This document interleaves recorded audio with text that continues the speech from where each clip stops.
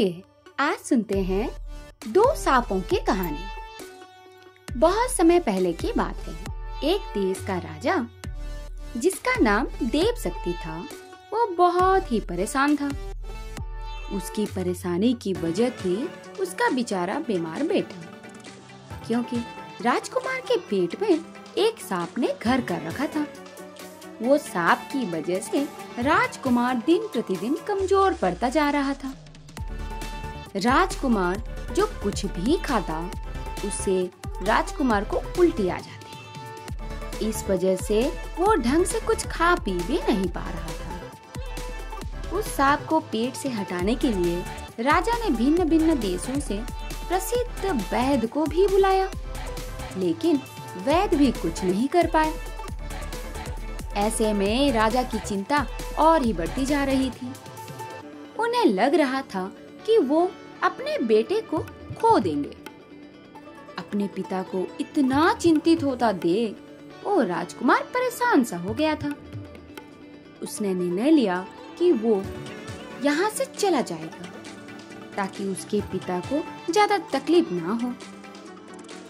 राजकुमार उस देश से भाग गया और अपने पड़ोसी देश में जाकर रहने लगा।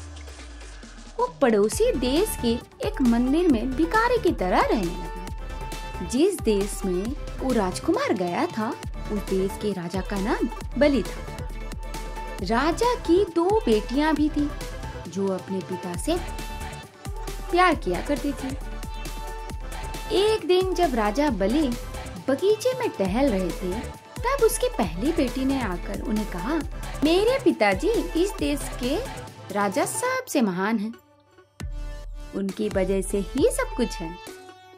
ये सुनकर वो राजा बहुत खुश हुए। लेकिन तभी राजा की दूसरी बेटी ने कहा, आप जैसा करेंगे आपको वैसा ही फल मिलेगा।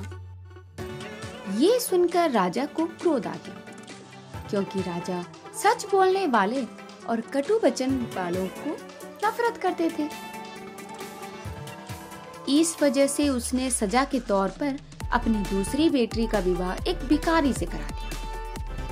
वो भिखारी कोई और नहीं बल्कि मंदिर का भिखारी राजकुमार था। शादी हो जाने के बाद राजकुमारी ने उस भिखारी को ही अपना पति माना और उसकी सेवा करने लगी। वो उसका अच्छे से ध्यान रखने लगी, लेकिन उसे ये नहीं पता था कि उसके पति के पेट में एक सांप है। राजकुमार ने सोचा मंदिर में उन दोनों का रहना ठीक नहीं है, क्योंकि उसके साथ अब उसकी पत्नी भी थी। इस वजह से उसने मंदिर को छोड़कर किसी और जगह जाने का सोचा।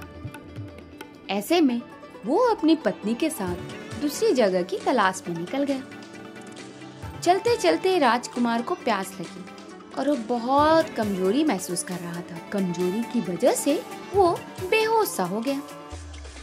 ऐसे में उसकी पत्नी घबरा गई। उसने अपने पति को पास के एक पेड़ में टिका दिया और पानी लेने के लिए चली गई। आसपास वहाँ कोई भी नहीं था। तभी राजकुमार के पेट से वो सांप निकला। वो उसके मुंह के सामने आ गया और यहाँ वहाँ देखने लगा। तभी पास के एक बिल से दूसरा सांप निकला और वे दोनों आपस में बात करने लग गए। इतने में राजकुमार की पत्नी वहां आ गई और ये सब देखकर वो एक पेड़ के पीछे छुप गई। तभी दूसरे सांप ने कहा, दोस्त, तुम कब तक इस मनुष्य के पेट में रहोगे और इसे बीमार करते रहोगे? देखो, तुम्हारी वजह से ये कितना बीमार हो गया है। अगर कोई इसे जीरा और सरसों का काढ़ा पिलाएगा तो तुम्हारी मृत्यु हो जाएगी। ये सब सुनकर राजकुमार के अंदर का सांप बोला, अच्छा, अगर ऐसी बात है तो तुम अपने बिल के अंदर रखे हुए खजाने की रक्षा क्यों करते हो? वो तो तुम्हारी किसी काम का नहीं है। अगर कोई मनुष्य आकर तुम्हारे बिल में गरम तेल डालेगा तो तुम्हारी मृत्यु हो जाएगी। फिर तो वो सारा खजाना ले सकता है। दोनों के बीच बात हो जाने के बाद वे दोनों सांप अपनी अपनी जगह पर चले गए। इसके बाद राजकुमारी की पत्नी राजकुमार को एक सुरक्षित जगह पर ले गई और सबसे पहले उसे जीरा और सरसों का काढ़ा पिलाया। काढ़ा पी लेने के बाद राजकुमार के अंदर का सांप मर गया और वो धीरे धीरे बेहतर होने लगा। कुछ दिनों बाद राजकुमार की पत्नी ने गरम गरम तेल उस सांप के बिल में डाल दिया, जिस बिल पर खजाना था। बिल के अंदर का सांप गरम तेल की वजह से मर गया और फिर राजकुमारी ने अंदर रखा हुआ खजाना निकाल लिया। ये सब हो जाने के बाद राजकुमार अपनी पत्नी को अपने असल देश ले गया। वहाँ राजा ने अपने बेटे और बहू का बड़े धूमधाम से स्वागत किया। इस कहानी से हमें ये सीख मिलती है, हमारे जीवन में कुछ ऐसे भी लोग होते हैं जो हम पर आश्रित होते हैं और हमारा ही पूरा करते रहते हैं। इस तरह की लोगों से हमें जल्द से जल्द छुटकारा पाना चाहिए, नहीं तो ये समय के साथ हमारा ही बुरा कर बैठते हैं।